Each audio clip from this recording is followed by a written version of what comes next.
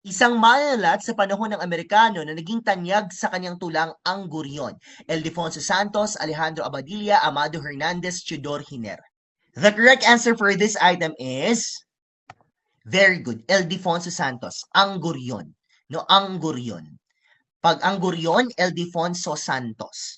Kasi si Alejandro Abadilla, guys, focusin tayo sa mga options ha. Si Alejandro Abadilla, ama ng makabagong tulang Tagalog.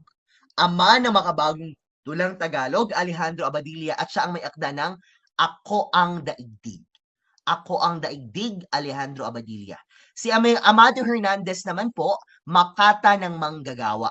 Isang Dipang Langit, Luha ng Buwaya at Ibong Mandaragit.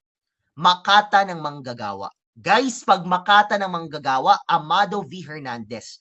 Pero pag ama ng mga manggagawa, naturo na yan sa inyo sa social science, si Isabelo de los Reyes. Alright? But again, pag Amado V. Hernandez, Makata. Pag ama, si Isabelo. Pag Theodore Hiner naman, Makata at novelista, nagsaling ng akdang Don Quixote de la Mancha. Pero focus tayo dito, ang Gurion, Ildefonso Santos. Ako ang Daigdig, Alejandro Abadilla. Isang Dipang Langit, Amado V. Hernandez. Makata na Manggagawa, Amado V. Hernandez. Pero pag ang Gurion, Ildefonso Santos.